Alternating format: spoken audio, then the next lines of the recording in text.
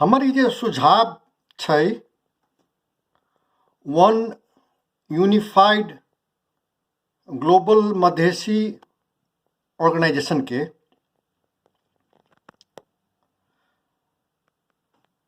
एहि के प्रमुख कारण छै कि प्रवास में जे होते अब 10 लाख है कि 20 लाख मधेसी कते है सब जोड़ जाड़ के गल्फ कंट्री से लेके सब तो जोड़ जाड़ के अब इंडिया भी जोड़े पड़ते तो प्रवासी मधेसी के संगठित कैला कैल जाए तो ओकर प्रमुख लक्ष्य छै कि नेपाल के भीतर रह रहल 1.5 करोड़ मधेसी के आर्थिक प्रगति करे के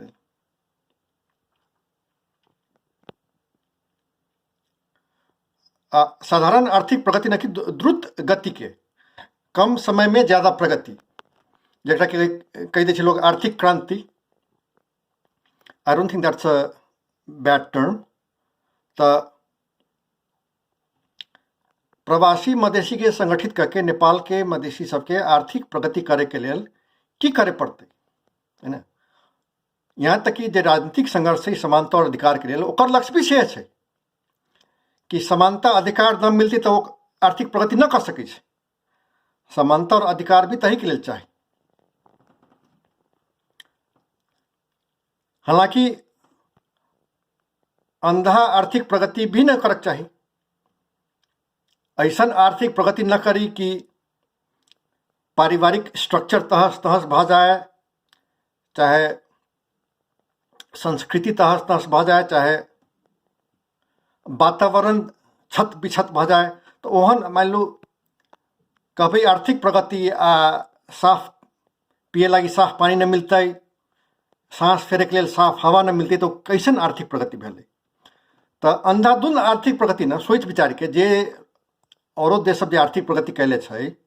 अब अमेरिका यूरोप आर्थिक प्रगति कलकै, हिमालय पर्वत के ग्लेशियर सब पिघल रहा है। तो ओहन आर्थिक प्रगति न है ना। तो औरों से सीखते हुए, औरों के गलती से सीखते हुए वाला आर्थिक प्रगति है ना। अभी तो अहाँ के अब आगामी आर्थिक प्रगति है वो तो क्लीन एनर्जी, सोलर एनर्जी, ये सब रिन्यूएबल एनर्जी के रास्ते ही जाए छे। सौर्य ऊर्जा के like I think it is very pertinent to the Madhesh. Solar energy के टेक्नोलॉजी अत्यक द्रुत गति में विकास भ रहल छै and it has already achieved parity. अहाँ के जे पुराना कोयला तेल ये सब डीजल पेट्रोल वाला जे सिस्टम छै वही के तुलना में ऑलरेडी कॉम्पिटिटिव छै सोलर एनर्जी। अत्यक मतलब प्राइस घट रहल छै एहि रेट पर कि मधेश में तो खूब रौदा लगे छै। तो पहाड़ के जल विद्युत के फीका कर देते मधेश के सौर्य ऊर्जा। तो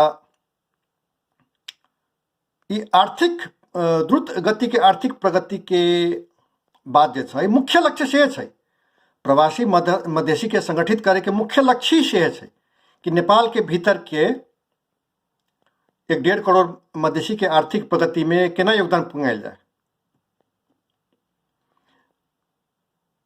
दशकों पहले कुछ लोग अभी भी यूज करी छै ब्रेन ड्रेन कि नेपाल से पढ़ लिख के लोग बाहर चल गए, बाहर रह गए, ब्रेन ड्रेन।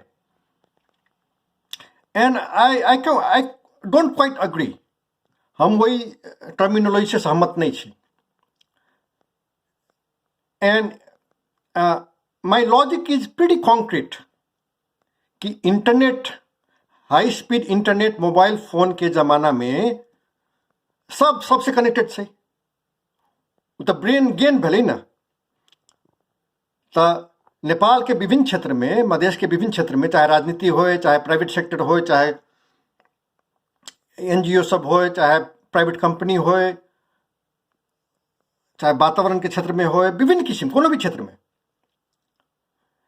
कि अगर वही से संबंधित जे आदमी जहाँ जहाँ पुगल छै टॉप जगह पर पुगल छै। यहाँ के मधेश के लोग नासा में वैज्ञानिक सब छै, कत कत छै, एंड एवरीथिंग इन बिटवीन। सिर्फ टॉपे आदमी से मदद से बात नहीं छै। अपना से अगर दुइयो कदम आगे कोनो आदमी छै तो मदद कर सकै छै, पूंजी लगा सकै छै।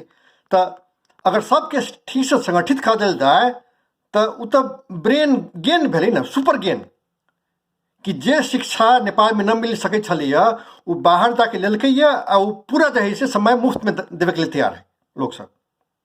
तो मालूम रहती तब ना, संगठित रहती तब ना। अभी तो पतो न चले छै। अब हम कहली नासा में वैज्ञानिक है तो केना तो एगो न्यूज में पढ़ले रहिए, हमरा कोनो संगठन मार्फत से ना मालूम भेल रहा, कतऽ हल्का न्यूज चलि आयल रहे तो हमरा नाम हम भूल गेली। सो संगठित रहते तो संगठन ही उपलब्ध कराते, वहाँ लोग टैप करते कि हमरा फलना फलना एहि विषय पर एगो विशेषज्ञ चाहिए, सुझाव चाहिए, तो संगठन देते। मतलब व्यक्तिगत चिन्ह परिचय के आधार पर जब तो न जब कते दूर जब आ संगठन मार्फत जब तो सब कोई बैंक में जेना ढुआ रहे तेना रहते। तो ई ब्रेन गेन के माध्यम भेलै कि मधेसी चाहे नेपाली दुनिया में कहूँ जाओ लेकिन कनेक्टेड रहू, योगदान दैत रहू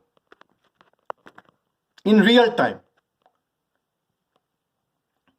तो एहि मुद्दा पर like this conversation actually started because एंटा के founder Ratan Jha, founding president,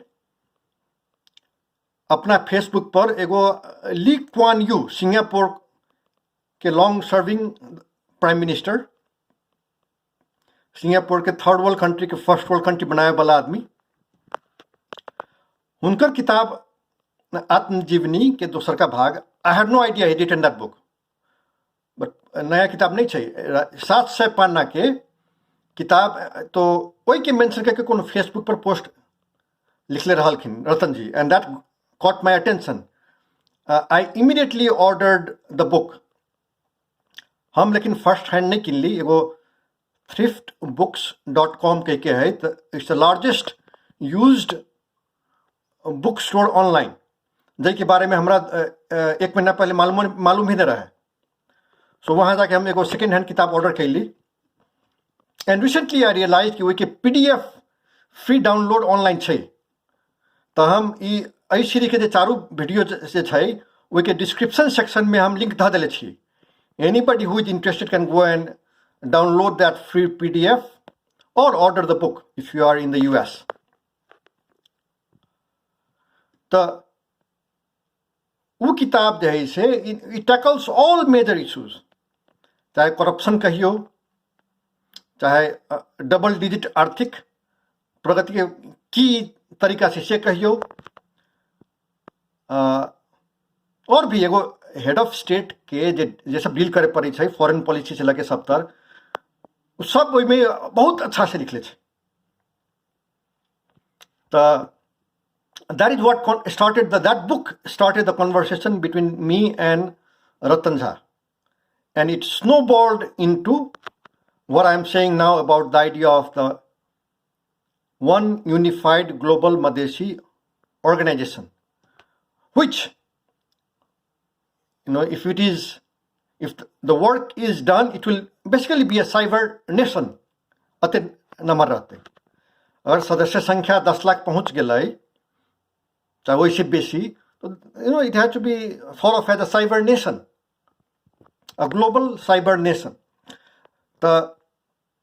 That talk started because of that book, और वही किताब के हम लिंक आई वीडियो के और आई सीरीज के प्रत्येक वीडियो के डिस्क्रिप्शन सेक्शन में हम दा देले छी। I hope as many of you as possible will look into it, सकभर पढ़े के प्रयास करू। कहीं तो नेपाल सन देश के जे आर्थिक प्रगति के बात सोचते ओकरा लेल, and this guy did it like long before the internet. तो याद है इसे मेन स्ट्रीम में उनका रिटायर होला के 5 साल बाद इंटरनेट मेन स्ट्रीम में आए। So like, and his emphasis was on foreign direct investment, कि what can I do to attract the American multinational companies, ओकर फॉर्मूला से रहे। But now we have at our disposal all sorts of technologies, internet भेलै, solar energy भेलै, विभिन्न किस्म के। So, like, we should be able to do it much faster than he did. A higher rate of growth in less time. लेकिन वही के लेल जे आधारभूत राजनीतिक काम सब होइ छै, उ सब करे पड़ै छै. You have to get your house in order before you can get rapid economic growth. तो हम ध्यान आकर्षण करे चाहलिए वही किताब बारे में. Like, if a whole bunch of us were to read that book, then we could have concrete conversations on that topic, the central topic as to why we should get organized. Or, like, I can't think of a better example. नाइटा के city state के transform करे वाला आदमी, and he had it very rough. शुरू में बहुत दिक्कत से गुजरल आदमी छै. तो that was one thing I want to touch. The other thing is an organization that has an excellent committee structure. जब अहाँ मास बेस्ड ऑर्गेनाइजेशन बनाबै तो बहुत ऐसा लोग सब रहे हरकत रहे, एंड दैट इंक्लूड्स इंटेलेक्चुअल्स. बुद्धिजीवी लोग सबके मास बेस्ड ऑर्गेनाइजेशन सबसे दूर रहे के प्रयास में रह कि तू हम नेतगिरी न करबे आए तो हरकत रह. But if you have a great committee structure तो ओहन बुद्धिजीवी के कमिटी बना के ध दियो, 5-10 आदमी के कमिटी में अपन एकदम मस्ती से काम करते रहे. Also, like, you cannot, unless you have a great committee structure, you cannot run the organization. दूसरे आदमी जो है से हेडलेस चिकन दिखा दौड़ते रहते हैं तो वही से न हो छै. The idea is to empower people. So when you have the right committee structure, then you can involve all sorts of people, including those who try to stay away from mass-based organizations. वही बारे में हम बाद में विस्तृत से और गप करब.